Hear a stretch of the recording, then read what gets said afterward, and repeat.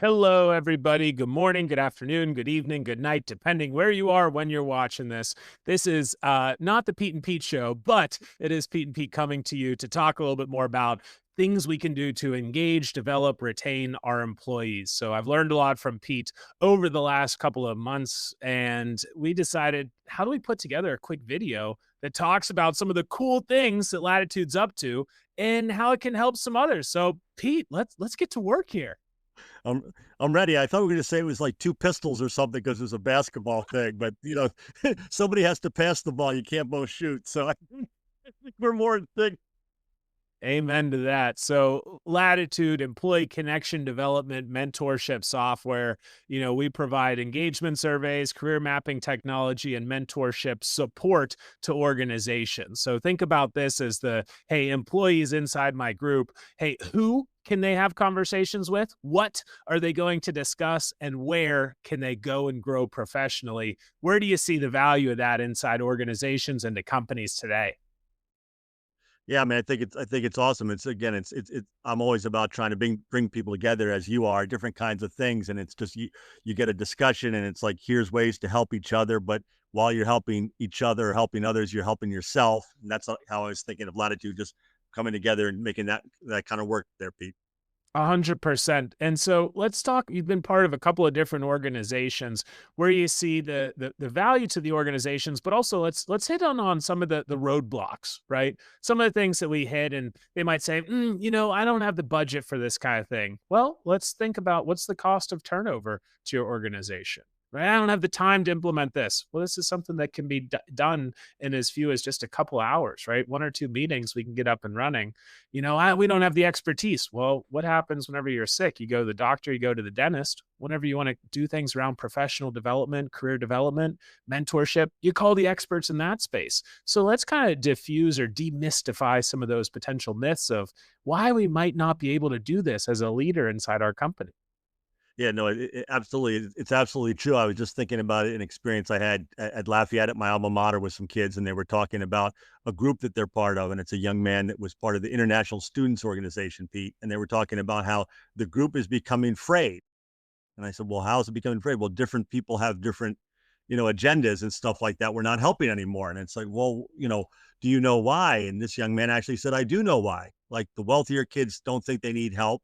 And the kids that don't have as much physical advantage, financial advantage are feeling at a loss. And so he was kind of, what do I do? And I said, well, you keep trying to engage with the people on your campus, but how about we connect you to people at other campuses in the area? They're doing Yeah. that same thing. And his eyes didn't just light up. I got a message from one of the employees at the college saying, hey, can we have lunch with a couple of these students and discuss more how we can help? And so that's what I was always thinking. You try to help people internally learn ways to assist each other and improve themselves. And then if they don't have it, where is something that I use more and more the word adjacent? What's something close to you that might have a similar need or a similar opportunity?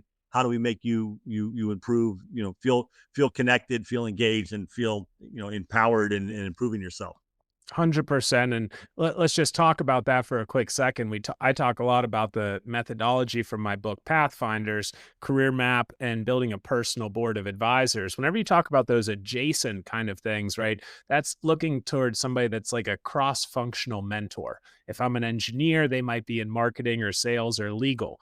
And then you have your functional mentor, different person on your board that's guiding you, diversifying insights, perspectives, and stories too. But if I'm an engineer, they've been an engineer. Ideally, this functional mentor has worked in my shoes before. It's amazing whenever my functional mentor has also worked for my boss, the same supervisor before. But let's talk a little bit about some of the kind of 1, 2, 3 that you can do with the technology, right? First step, hey, let's just measure where our people are today. We've heard a lot about engagement surveys over the last couple of years. They're not all created equal. So we'll facilitate it, analyze the results, share the reports, give you the data, and then give you some of the what's next, some of those potential steps. And we might find out we're in a great place today. Quality of mentorship's good. Quality of career development's good. Quantity is good on both fronts. Sweet. If it's not, though, we can move into that career mapping step where each employee uploads a resume and our system develops and generates a career map of where they've been, where they're at, and then they can populate where they want to go in the future. The mentors and guides can comment on this, say, "Hey, Pete, it looks like you're not thinking about this career track over here." And then part three gets into the, well, who else should I be having a conversation with internally? And the tool's also going to guide conversation one with your functional mentor, what to discuss. I ask you, boom, right there. You ask me, boom, right there. You're experts in a bunch of different things. Let us guide that conversation and be your resource, your hub, your nudge center, as well as the piece of, hey, Pete, you haven't had a conversation with Tim for 3 months, and you said you wanted to talk every 75 days. Boom, there's your nudge reminder right there so that you can keep focused on what your day-to-day is.